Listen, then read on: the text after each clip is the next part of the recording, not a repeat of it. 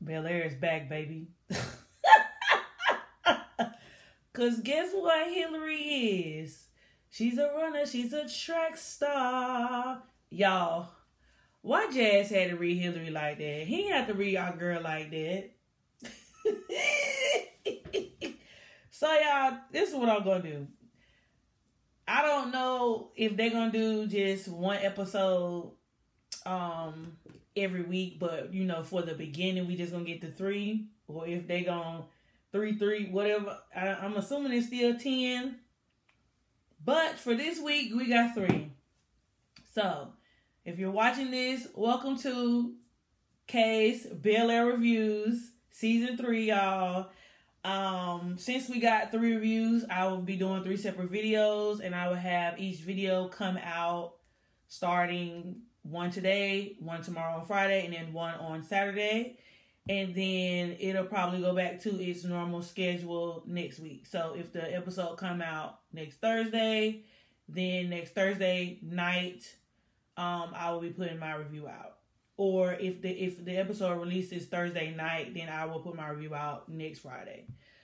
So yeah, y'all, I'm just gonna we start with episode 1. I did take notes. I took notes. You know, it's a good amount of notes for episode 1. Okay? So we start out with Lisa and Will together. They having a hot and steamy session in one of them cabanas at the Bel-Air Rich People Club.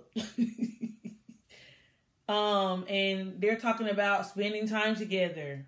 I don't know. We don't know if Will and Lisa are official, but we end up finding out that they're not putting any titles on it. So they're just, you know, vibing.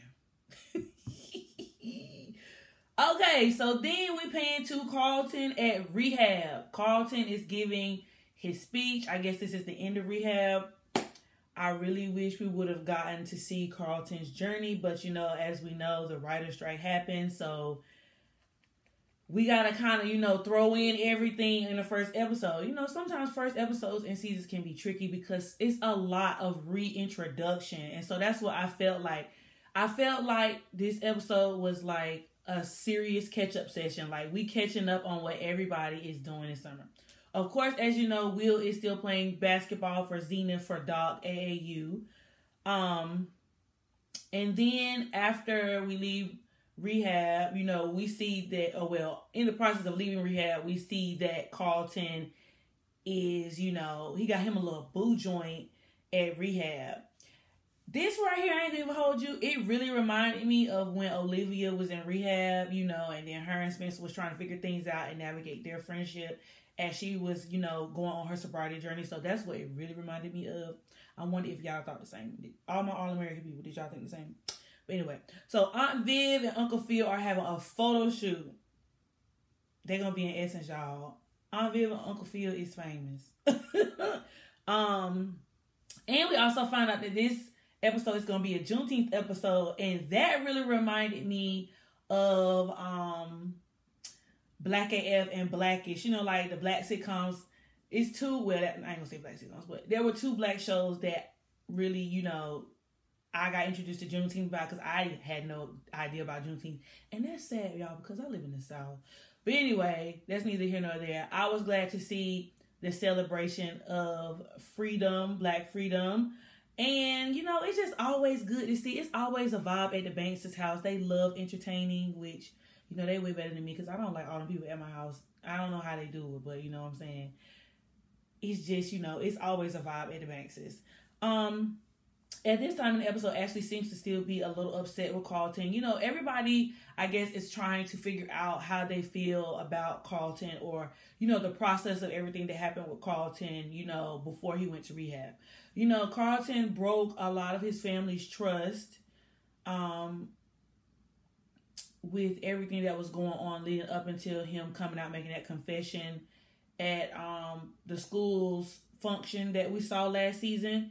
And so a lot of everybody is trying to deal with this new normal, and they want to support Carlton the best way they can, but at the same time, you know, they have to deal with the repercussions of, you know, Carlton being an addict. And so I think this is a good story that we are witnessing, because it's dealing with the different parameters around it. Like, you want to be supportive, but then he also has to deal with the reality that, you know, everything that happened leading up to that moment. For example, they took the door off his hinges. They took Carlton's door off the hinges. Uncle Phil is making him take urine samples. Aunt Viv even is grappling with herself, you know, wanting to believe Carlton. She really had distanced herself from Carlton. Like, it wasn't like she wasn't, like, not talking to him, but she was still processing, you know, everything. And she even mentions to Carlton in the episode that, you know, she wants to believe Carlton. She wants to listen to the things that she said, but she said that while he was gone, that she basically replayed back every lie that he ever told her. And then she just was saying that she told him that she couldn't trust him. And even though that was a hard truth, it was hard to watch, honestly. And I was like, dang, Aunt Viv, you ain't had to say it like that. And it's not that she said it in a nasty way. It was just a hard truth. And so Carlton has been dealing with a lot of hard truths this episode. And then she said that she didn't even trust herself because, you know, she wanted to give her son the benefit of the doubt. Will and Carlton were out in the city. They were out in LA, you know, going to one of their favorite little eateries or whatever like that. And Will ran into Lou. And, you know, I thought the Lou chapter was closed, honestly. And shout out to Bel-Air for casting Marlon in this role as Will's father. I think it's a perfect match. Not that they look alike, but it's a believable father-son match. And plus, we get to see Marlon in a different light, playing in a more serious role. Not that, you know, there's anything wrong with the roles that he's played in the past. But I think this is a nice switch up for Marlon. And plus, I ain't gonna lie, Marlon was looking kind of fine. Y'all think Marlon was looking kind of fine? I ain't really never looked at Marlon like that, but I was like, okay, Marlon, hold on. But anyway, yeah, what else? Okay, so like I said, I thought that, you know, with Will running into Lou, I was just not expecting that because I thought the whole situation was over. I thought he had kind of cast Lou to the side after they had their little altercation last season when he met Will. But come to find out via Jeffrey, because you know Jeffrey always got the tea. We'll get to Jeffrey later because something is brewing with Jeffrey, but we don't know what's going on. But anyway, so according to Jeffrey, because Jeffrey gets all the tea, he gets all the facts, he gets the dish, okay? According to Jeffrey, Lou has been living in the city since he got out. And he said nothing to anyone. And so now Will is questioning, like, why has Lou been in the city and he knows that I'm here and he didn't reach out to me? Like, what's that about? Like, I can't believe he did that. And so it really messes with Will's mental. And we even see Will, like, in practice at Zenith, and he keeps having these flashbacks. We keep seeing these montages, his inner thoughts, like I wouldn't say inner turmoil, but the inner back and forth with himself about Lou, and he keeps replaying these last moments that he had with Lou, and how, you know, things between him and Lou just didn't end well, and he has so many questions, and you know, like, it really affected him. It really affected him, you know, knowing and not having a relationship with his father and knowing his father is there. But at the same time, he wants to know his father. He wants to get to know his father, and you can see that. But he also is treading with precaution because he can't trust Lou. He feels like he can't trust Lou. So, I already said Carlton had to take some tests at home. Something's going on with Jeffrey. Jeffrey is making sure that there is top-notch security around the bank's home. He even goes through multiple times with Uncle Phil on the security system and saying that they need to be cameras because Jeffrey feels like he is being followed. As we found out, Jeffrey was involved in some street gangs when he was back in the UK, and he fled the UK so that he wouldn't be a part of that lifestyle anymore, and since then he has been with the banks. And so Jeffrey has, worked hard to try to turn his life around and leave his past behind him. But he feels like his past is catching up with him. So, I guess, in the next couple episodes, we're going to find out exactly what's going on. And mind you, I did not watch the 3 episodes. I want to just throw that out there. I am recording this fresh off my watch from episode 1. And then I'm going to go back and watch episode 2 and then record, and then go back and watch episode 3 and record. That way I don't know anything. And then I'll probably go back and watch all 3 episodes again, just in case I see something extra. And then I might tweet about it, or, I might come back with a follow-up recap video.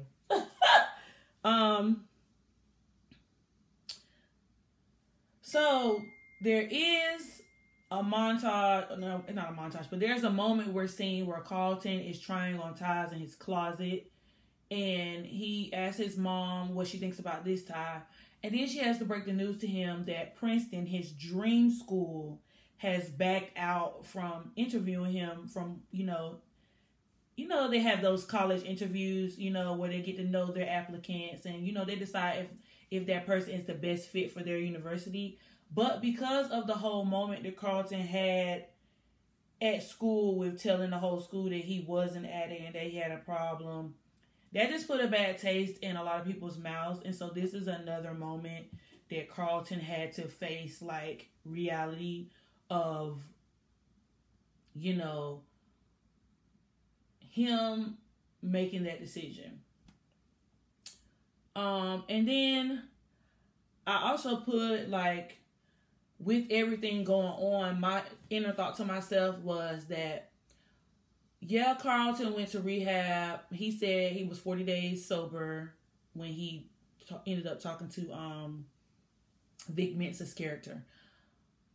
But my inner thought to myself was, I wonder what additional support Carlton is getting post-rehab. Because, yeah, he went to rehab for that duration of time, and he's been clean, and now he has to get acclimated back into the real world. But I wonder, I know he has this whole arrangement with Will, like, if he has a tough moment, he reaches out to Will, and Will immediately, drops everything to be there for him and to, talk to him and talk him through the way he's feeling. But I was wondering if there will be any moments moving forward where we will see Carlton have any additional counseling, or, if he has a sponsor, or who's helping him, to stay on the straight and narrow. I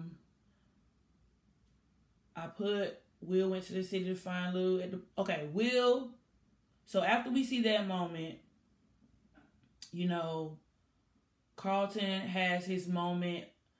I wouldn't say a moment of weakness, but it was a really, like, deep moment of vulnerability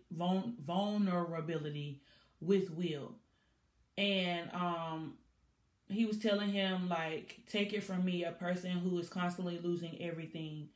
I know that you don't want to admit it, but I know that everything happening right now is because you saw Lou the other day, and that's why your mind has been messed up. So I think you need to face it. Now, mind you, the Banks family has been wanting Will to move with precaution when it comes in terms of him developing his relationship with Lou, because they don't want him to get hurt. So Will and Lisa went to the city basically to so Will can run up on Lou. And so Will ended up going into the barbershop, and he ended up, having this conversation with Lou. And so Lou seems happy to see Will, and he seems like grateful that Will, grateful might be like too nice of a word, but he seems to be like happy that Will took the time to, like, come to the barbershop to find him. And so Will and Lou are having a conversation, and in the conversation, Lou tells Will that, he's proud of him. He's been, keeping up with his basketball, with his team. And this is when Will finds out that Lou was a hooper as well, and that he was the man where he was from. And so Lou pulls out this paper and show Will all these records, and Lou said he had all the schools after him, he had all the women, he had all the offers, he had everything he wanted.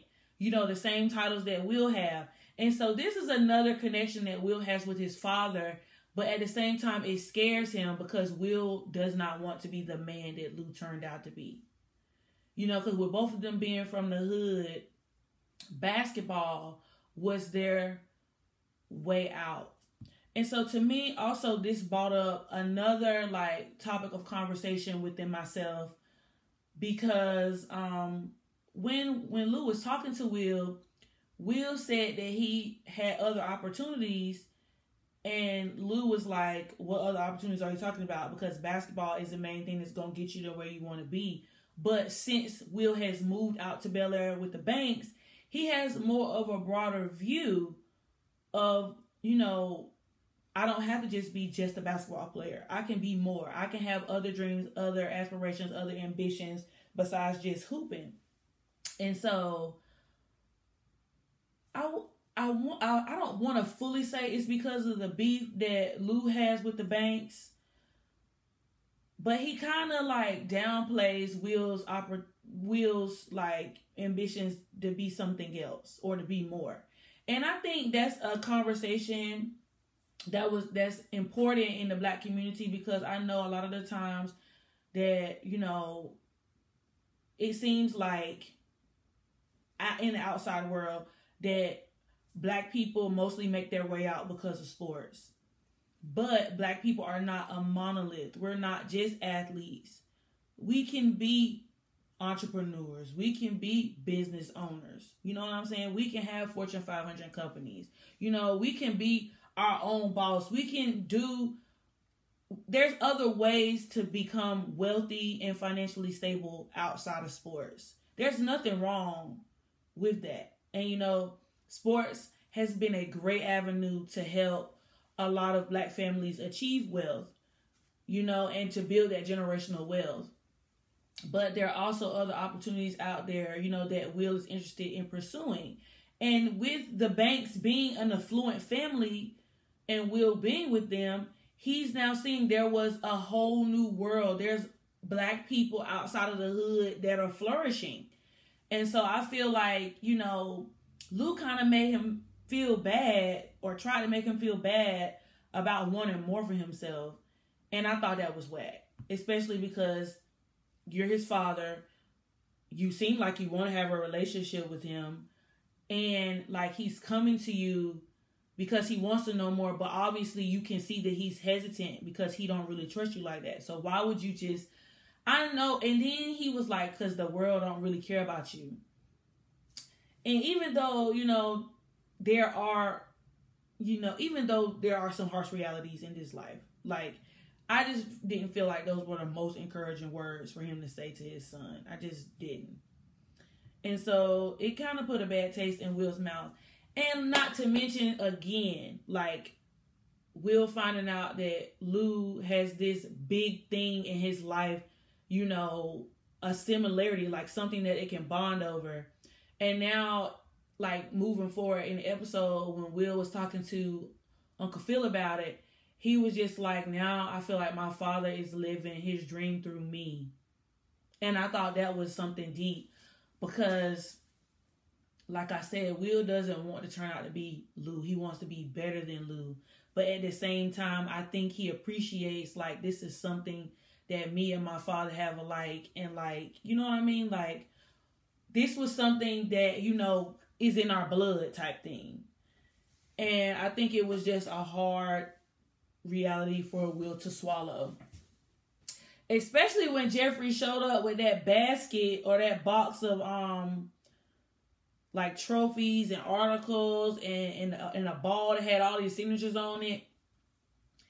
And, you know, like, you know, sometimes it is a reality, like, our parents have dreams, and sometimes our parents' dreams don't work out, but then sometimes we end up having the same dream as our parents, and then, you know, it works out for us. Like, not to compare But one thing that I was thinking about was like,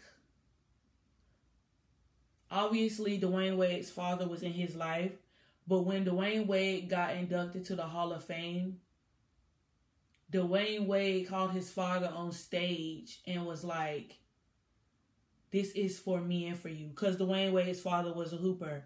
I don't know if Dwayne Wade's father played professional basketball. He may have. But he wasn't, and he wasn't like a Hall of Fame player. But when Dwayne, like, child, talking about who's cutting the onions, I was almost in tears. And then he was like, because your name is in a Hall of Fame too. That's kind of like what it made me think about in terms of when I was thinking about like Lou and Will. I know that's like a gross exaggeration, but y'all picking up what I'm putting down?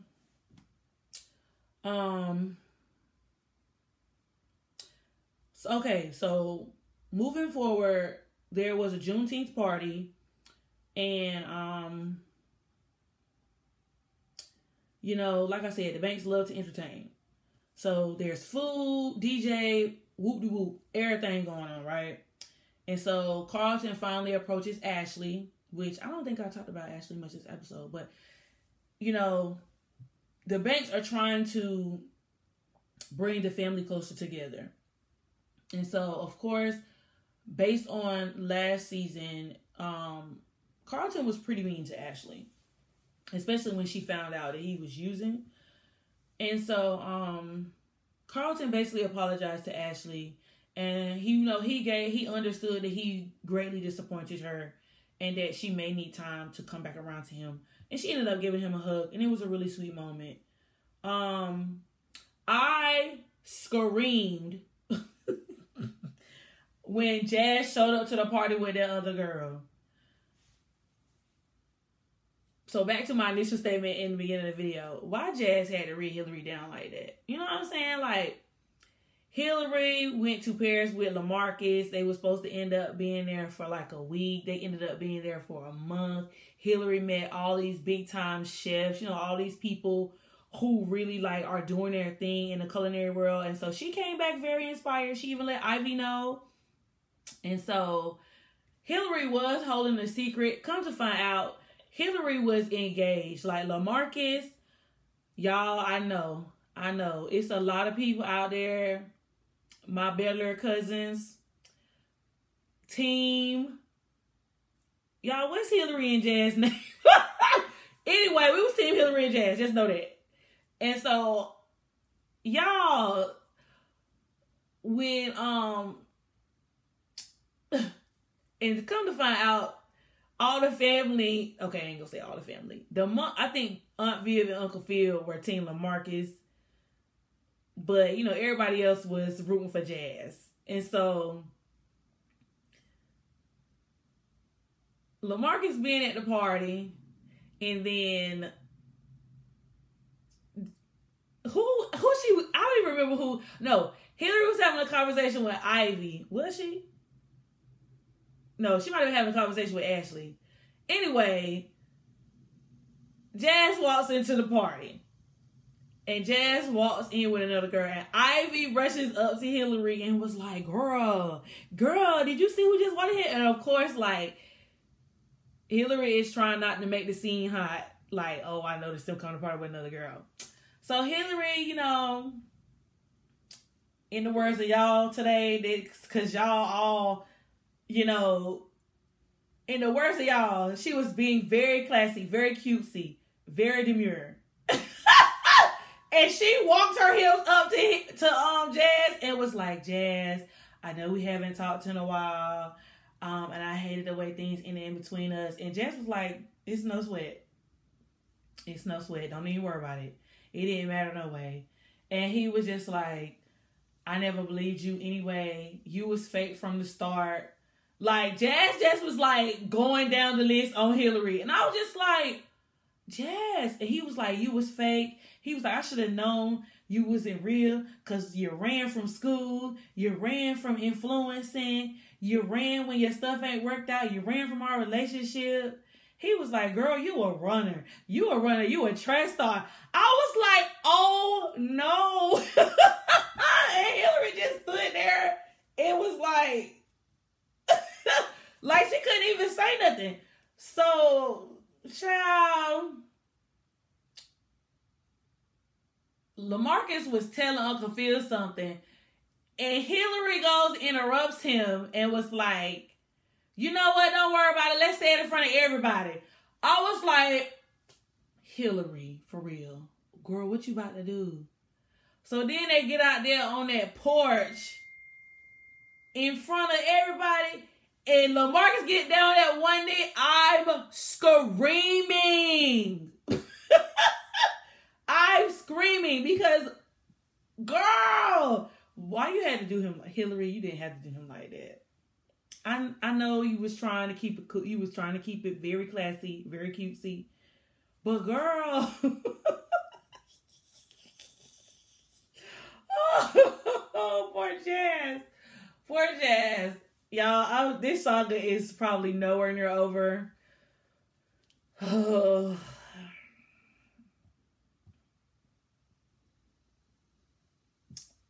Come to find out, Jeffrey's son is in LA, guys.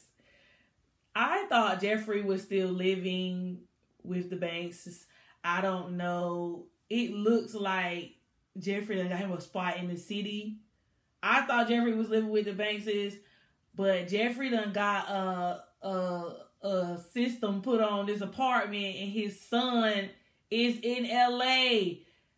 Like, he's hiding his son, and I wonder if Phil even knows. I'm gonna assume Phil doesn't know.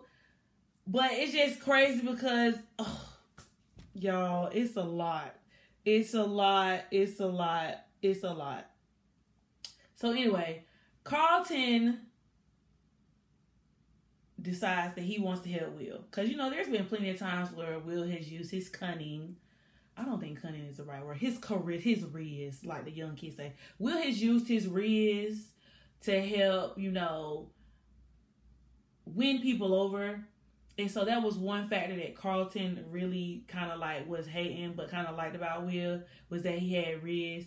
And so Carlton went up to Vic Mensa's character. I'm going to learn Vic Mensa's character because I'm sure he's going to come back up again. But there was this one affluent man at the country club that Will, you know, has been talking to, and he's been trying to get his opportunity, and he missed his interview. And so Carlton has taken it upon himself to help Will get back on. And so the guy ends up talking to Will, and, you know, he tells Will, you know, your cousin, you know, came over. He gave me a great rundown of you, and he really helped sell, you know, giving you another opportunity. And so Will decides not to go to Vegas. And then we see Carlton pull up behind the bus after the bus pulls off, the AAU bus. And then they're talking about our summer gonna be lit. So what shenanigans are we about to see, guys? It's gonna be a great summer. So yeah, y'all. Tell me what you thought about episode 1. If I missed anything, drop it down below in the comments. And I'll be back for episode 2 and 3. Deuces.